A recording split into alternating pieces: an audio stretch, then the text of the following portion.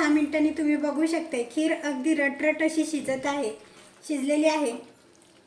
या खिरीमध्ये आत्ता जरी आपण दूध घातलं नसलं तरी सर्व करताना यामध्ये वरून साजूक तूप आणि हवं तसं दूध घालून तुम्ही ही खीर खाऊ शकता। नमस्कार, अन्नपूर्णा रेसिपीमध्ये तुमचं खूप खूप स्वागत आहे।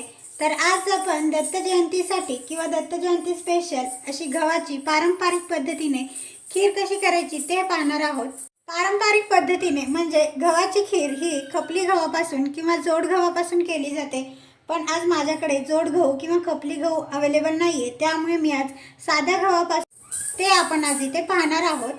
तुमच्याकडे जर खपली गहू किंवा जोड गहू अवेलेबल असतील तर याच पद्धतीने ज्या पद्धतीने आपण ही खीर पाहणार आहोत त्याच पद्धतीने तुम्ही खपली गव्हाची खीर देखील बनवू। साध्या सोप्या घरातल्या सामानामध्ये ही खीर तयार होते आणि चवीला देखील उत्तम लागते।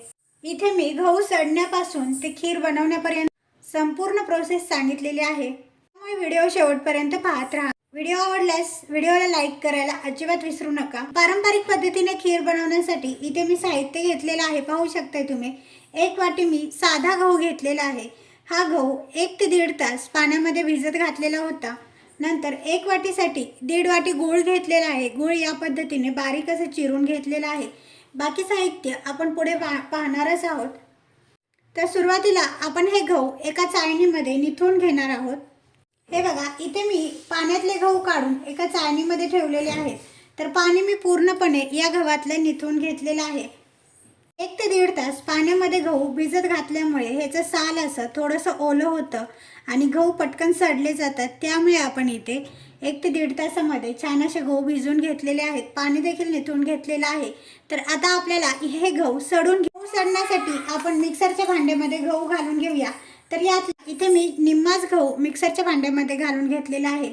तर हा गहू आपल्याला पल्स ओबडधोबड असं फिरवून घ्यायचा आहे, जास्त बारीक करायचा नाहीये। पल्स मोडवरती चालू बंद करत हा गहू आपण फिरवून घेऊया। बघा, या पद्धतीने इथे गहू हे सडून झालेले आहेत, तुम्ही पाहू शकता। सडून घ्यायचे म्हणजे काय, तर गव्हापासून फक्त गव्हाची साल ही बाजूला झाली पाहिजे।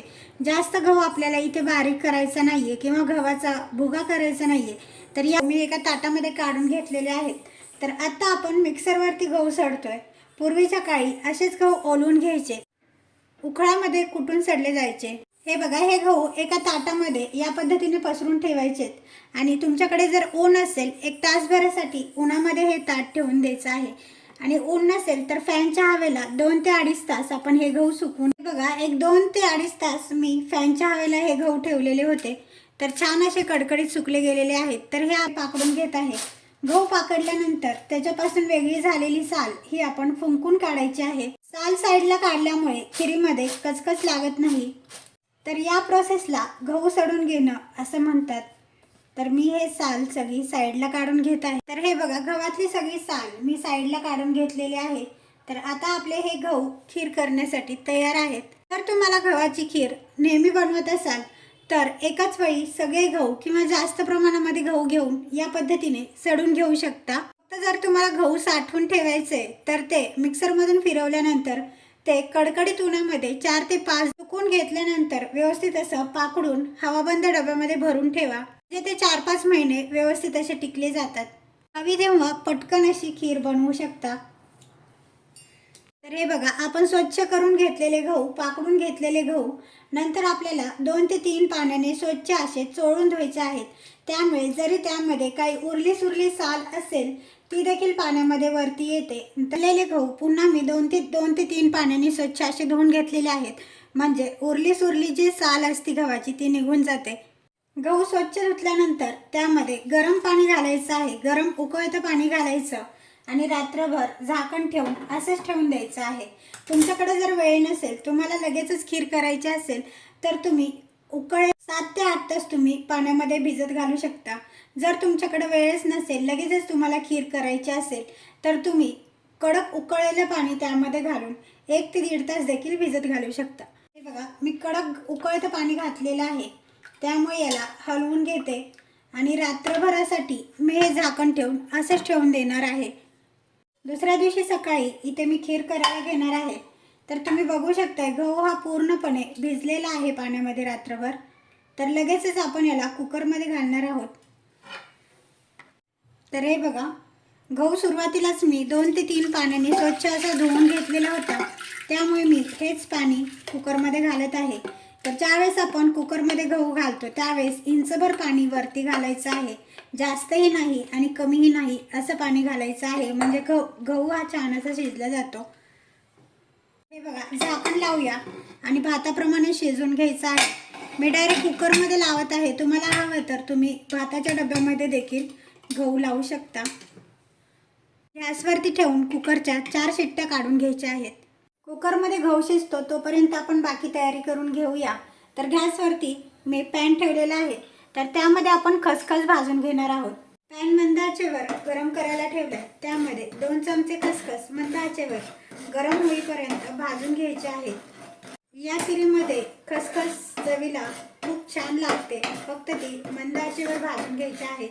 तर इथे खसखस भाजून झालेली आहे, तर काढून घेऊया. हे बघा, आहे त्या पॅनमध्येच इथे आपण 1 चमचा तूप घ्यायचा आहे. तुपामध्ये आपण केलेले खोबऱ्याचे पातळ काप ते छान असे तळून घ्यायचे आहेत आपल्याला इथे.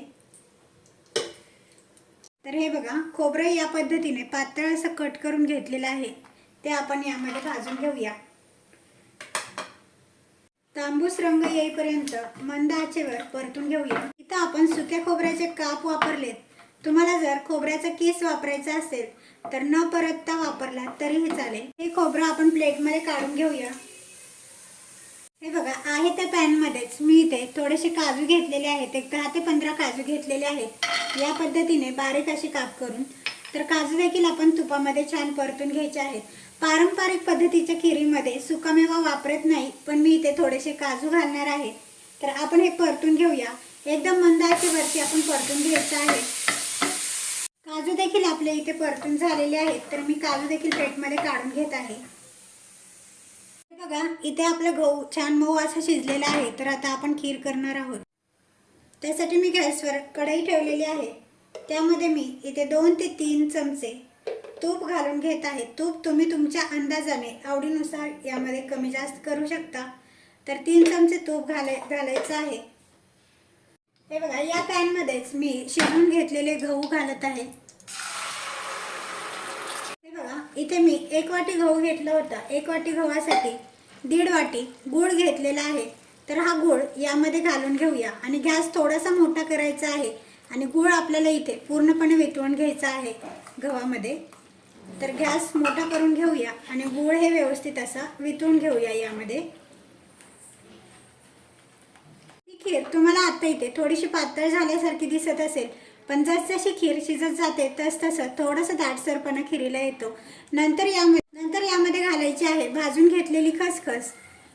त्यानंतर यामध्ये घालायचं आहे तुपामध्ये तळून घेतलेले काजू आणि खोबऱ्याचे काप. काजू आणि खोबऱ्याचे काप घालून घ्यायचे आहेत. नंतर काजू ऑप्शनल आहेत, तुम्हाला आवडत असेल तर तुम्ही घालू शकता, नसेल आवडत तर नाही घातलं तरीही चालेल. नंतर यामध्ये आपण घालणार आहोत कच्ची बडीशोपची पावडर करून घेतलेली आहे, ती घालायची आहे. 1 चमचा घेतलेली आहे. त्यामध्ये घालायचं आहे सुंठ. तुपामध्ये तळून घेतलेले काजू आणि खोबऱ्याचे काप घातलेले आहेत. छान अशी मंद आचेवरती खसखस भाजून घेतली होती, ते देखील घातलेली आहे. नंतर आपण यामध्ये घातलेली आहे सुंठ पावडर आणि जायफळ पावडर. जर तुम्हाला यामध्ये वेलची पूड आवडत असेल तर घालू शकता, नसेल आवडत तर नाही घातली तरीही चालेल. आणि मी इथे वापरलेली आहे कच्ची बडीशोपची पावडर. तर कच्ची बडीशोप मिक्सरमध्ये फिरवून देखील यामध्ये घातलेली आहे. तर व्यवस्थित असं मिक्स करूया. नंतर यामध्ये घालायचं आहे थोडंसं मीठ. तर यामध्ये मी घालत आहे चिमूटभर मीठ. गोडाचा पदार्थ आहे त्यामुळे मीठ तर थोडं झालंच पाहिजे, त्यामुळे पदार्थाची चव दुप्पट होते. तर व्यवस्थित मिक्स करून घेऊया. गॅस कमीच ठेवायचा आहे आणि सगळे जिन्नस एकत्रित करून घ्यायचे आहेत. नंतर यावरती झाकण ठेवायचं आहे या पद्धतीने आणि एक 4 ते 5 मिनटं शिजवून घ्यायची आहे खीर आपल्याला इथे. खीर अगदी रटरट अशी शिजलेली आहे.